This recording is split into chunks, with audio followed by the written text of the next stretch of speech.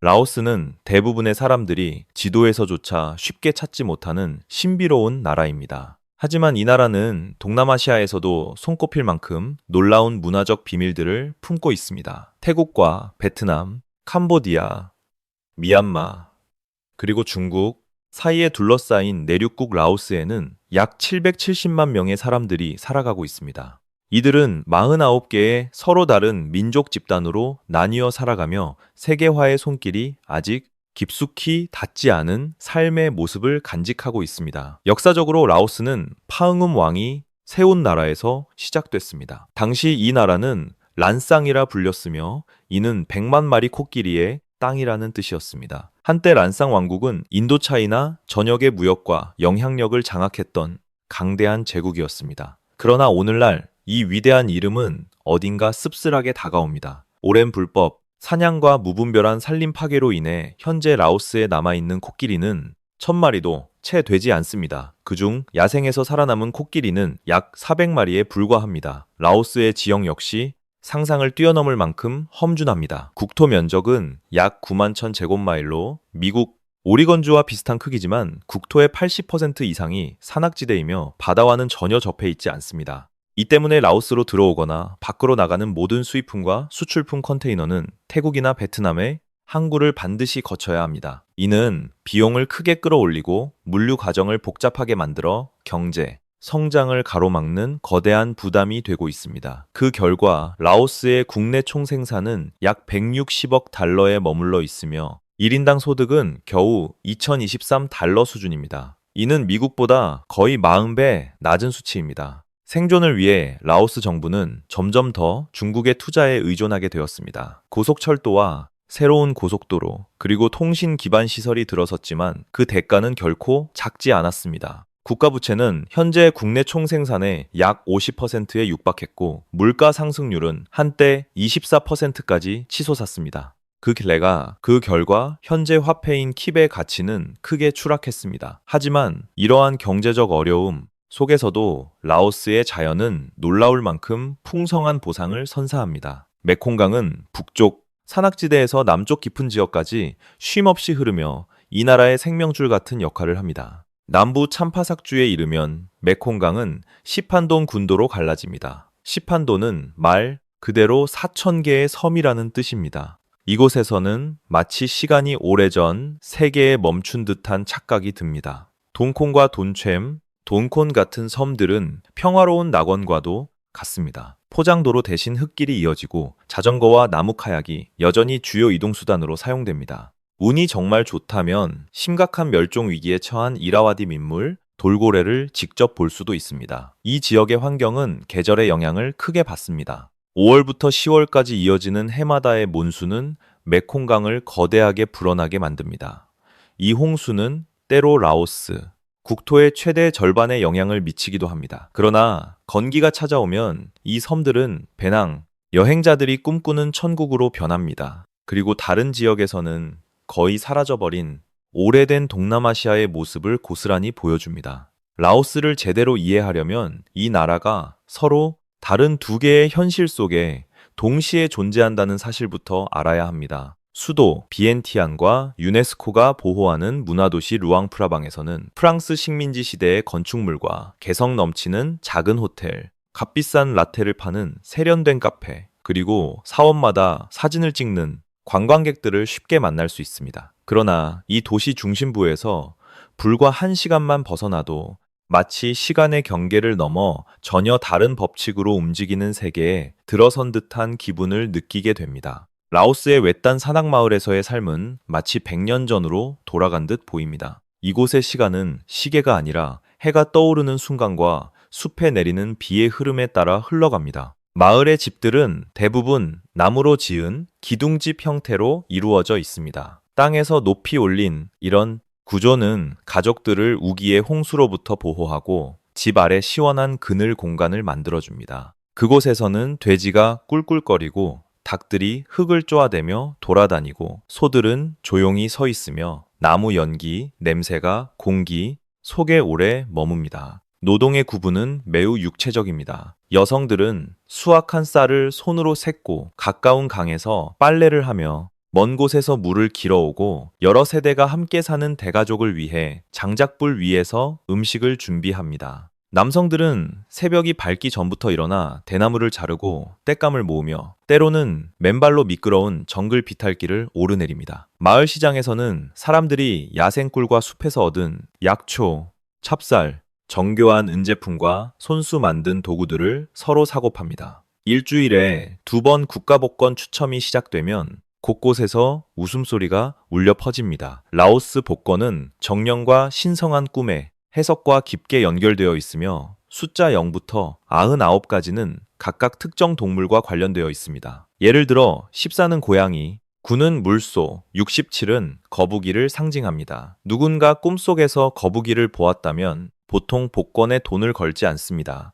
거북이는 불운의 징조로 여겨지기 때문입니다. 하지만 이 평온하고 소박해 보이는 삶의 이면에는 상상조차 하기 힘든 파괴의 역사가 숨어 있습니다. 1964년부터 1973년까지 라오스에는 2억 7천만 개가 넘는 집속탄이 쏟아졌고 그 결과 라오스는 인구 대비 세계에서 가장 심하게 폭격당한 나라가 되었습니다. 지금도 약 8천만 개의 불발탄이 땅속에 묻혀 있어 농민들은 나라의 비옥한 땅 중 4분의 1에 접근조차 하지 못하고 있습니다. 그러나 라오스 사람들은 두려움이 자신들의 삶을 지배하도록 내버려 두지 않았습니다. 그들은 파괴의 잔해를 생존의 도구로 바꾸어냈습니다. 속을 비운 폭탄 껍데기는 화분이나 울타리 또는 기둥으로 다시 태어납니다. 남은강 주변 주민들은 미국 전투기에서 버려진 외부 연료 탱크로 만든 보트를 타고 강을 오갑니다.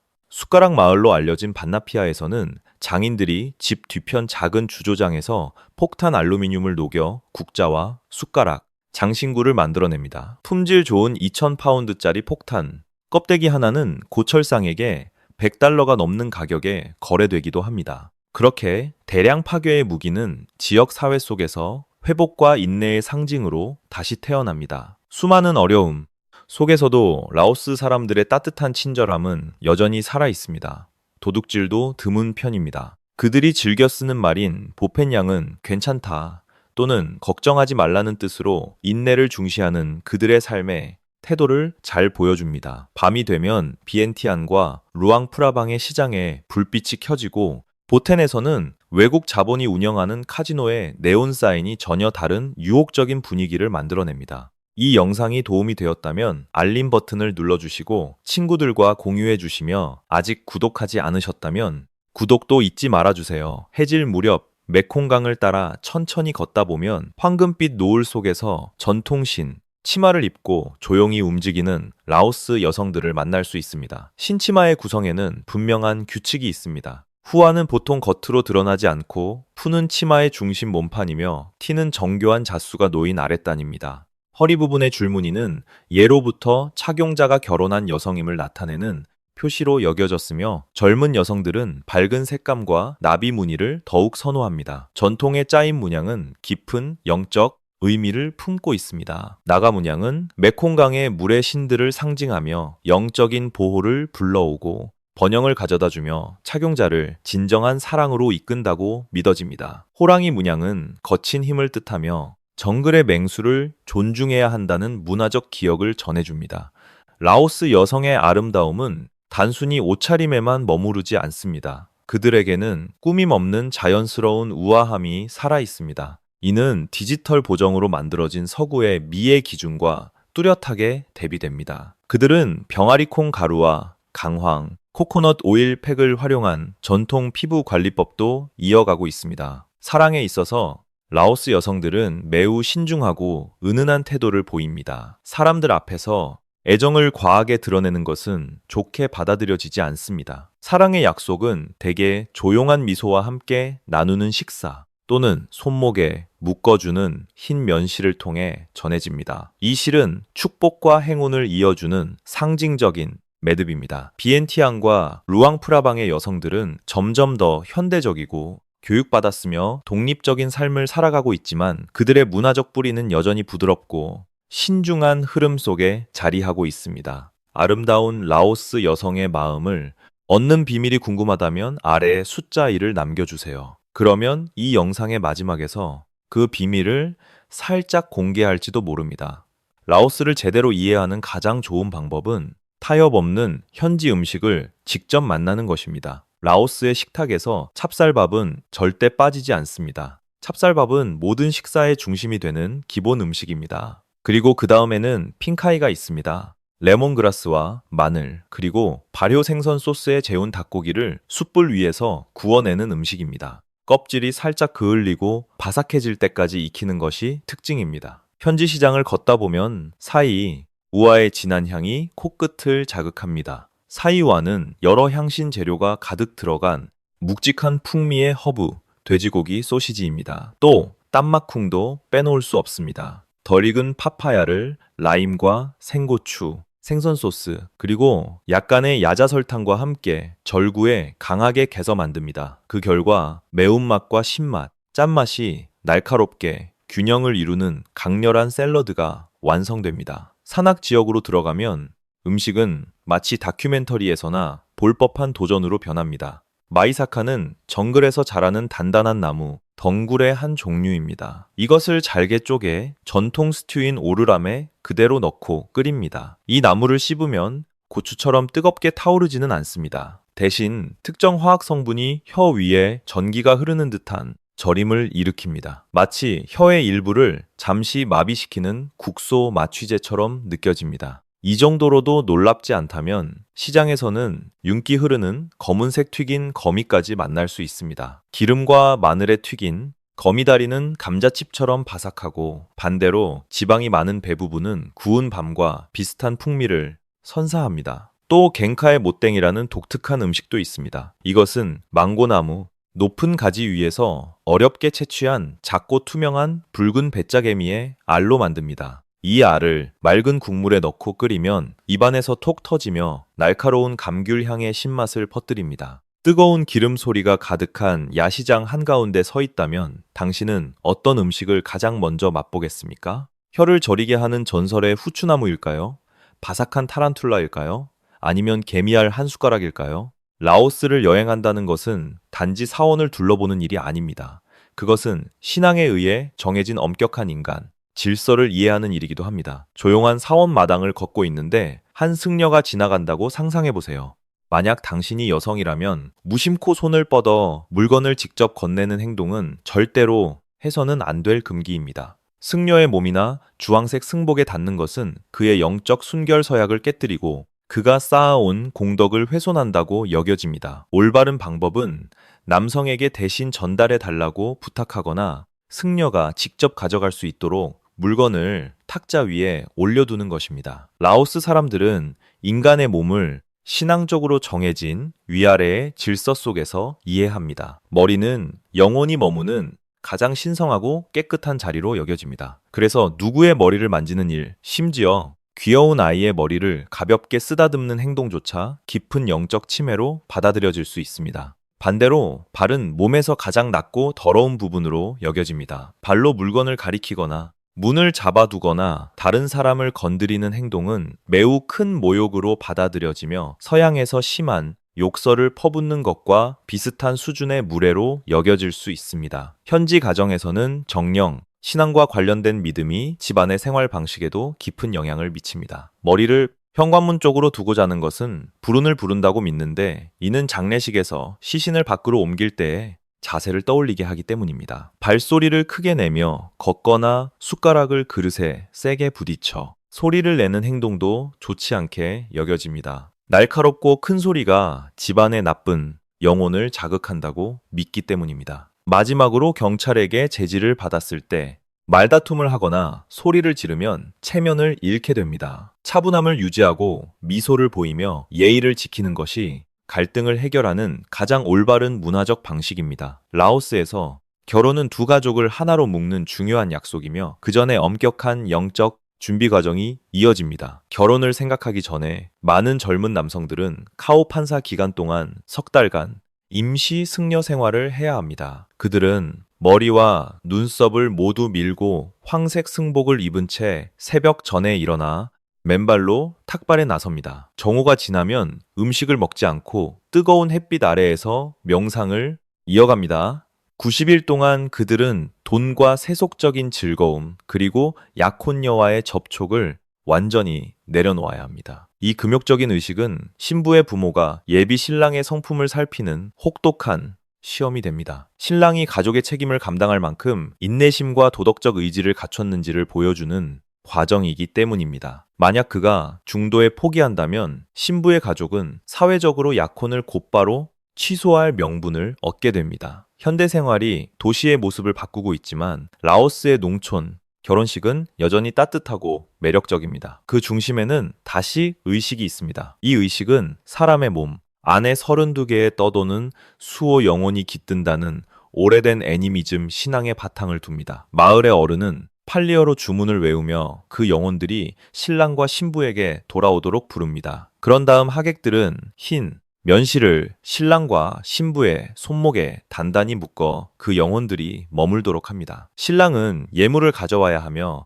바나나 잎으로 덮인 평평한 돌을 밟아야 합니다. 또 세처제에게 발을 씻기도록 허락해야 하는데 이는 집 안으로 들어가기 전에 바깥의 더러움과 부정을 씻어낸다는 의미를 가집니다. 목의 거주 전통 때문에 신랑은 종종 일정 기간 신부 가족의 집에서 함께 살며 농사일을 돕고 경제적 기반을 마련한 뒤에야 자신들만의 보금자리를 갖게 됩니다. 라오스가 늘 조용하고 느린 나라라고 생각했다면 이 나라의 축제를 보는 순간 그 생각은 완전히 달라질 것입니다. 먼저 사야부리주에서 열리는 코끼리 축제부터 살펴볼 수 있습니다. 이 축제는 역사 속 왕국의 이름과 깊은 관련이 있는 장엄한 동물들을 기리기 위해 2007년부터 해마다 열리고 있습니다. 코끼리들은 화려한 천으로 장식되고 깨끗이 씻긴 뒤 장대한 행진에 참여합니다. 이 행사는 점점 줄어드는 코끼리 수에 대한 관심을 높이기 위한 의미도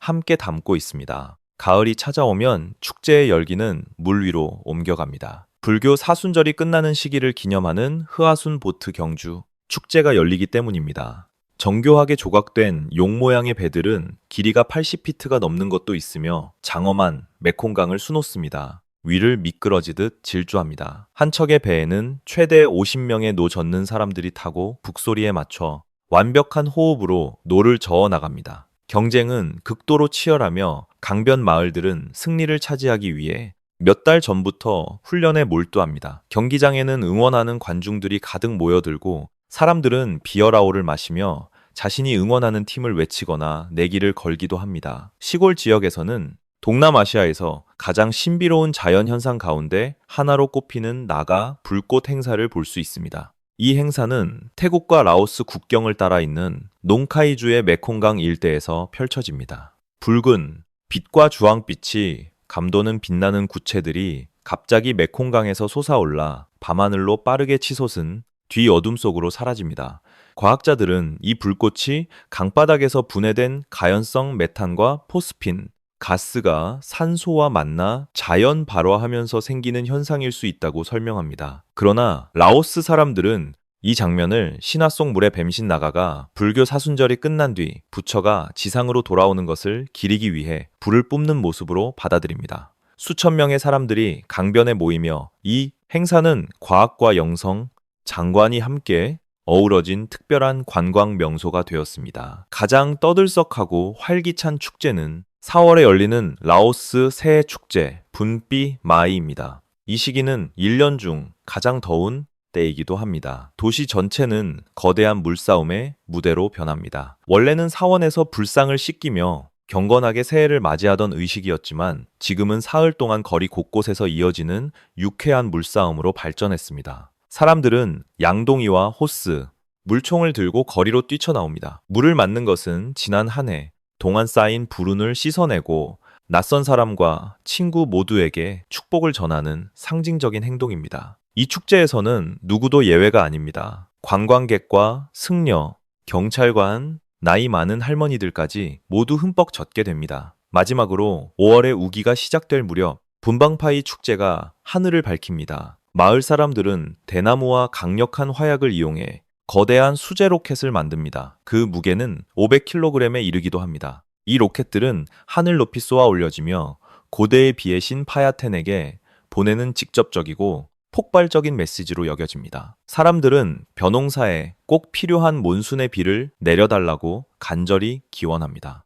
이 콘텐츠가 여러분께 의미 있는 도움이 되고 있다면 좋아요 버튼을 눌러 알려주세요. 휴대전화로 보고 계신다면 바로 아래에 있는 하이프 버튼도 꼭 눌러주세요. 시간이 천천히 흐르고 돈에 대한 걱정이 거의 사라지는 나라에서 편안하게 살려면 과연 얼마가 필요하다고 생각하시나요? 2025년과 2016년의 여러 여행 자료를 종합해보면 배낭 여행자는 하루 평균 11달러에서 25달러 정도만으로도 생활할 수 있습니다. 이는 미국에서 평범한 패스트푸드 한 끼를 먹는 비용보다도 낮은 수준입니다. 장기 거주를 원하는 외국인이라면 수도 비엔티안에서 한 사람이 한 달 약 500달러에서 760달러의 예산으로 검소하지만 충분히 편안한 생활을 누릴 수 있습니다. 도심의 일반적인 침실 하나짜리 아파트는 한 달 300달러에서 400달러 정도이며 주요 관광지에서 조금 벗어난 현대식, 기본 숙소는 한 달 40달러에서 150달러까지 내려가기도 합니다. 공과금 부담도 매우 적습니다. 무제한 고속, 모바일 인터넷은 한 달 약 5달러에서 22달러 정도이며 전기와 수도 요금을 합쳐도 대체로 20달러를 넘지 않습니다. 현지 길거리 음식은 한 끼에 1달러에서 3달러 정도이고 이 나라의 대표 맥주인 640ml짜리 비어라오는 보통 약 1.38달러에 안정적으로 판매됩니다. 더 여유로운 생활을 선택해 여러 개의 침실이 있는 개인 수영장 딸린 빌라를 빌리고 전일제, 청소부와 정원사까지 고용하는 사람들조차 한 달 전체 지출이 대략 1100달러에서 1500달러 수준이라고 말합니다. 라오스는 흔히 평화로운 나라로 소개되지만 조금만 더 깊이 들여다보면 과학보다 전설의 목소리가 더 크게 울리는 장소를 만나게 됩니다. 시 추에쿠항주에는 지구에서 가장 이해하기 어려운 고고학적 수수께끼 가운데 하나인 항아리 평원이 자리하고 있습니다.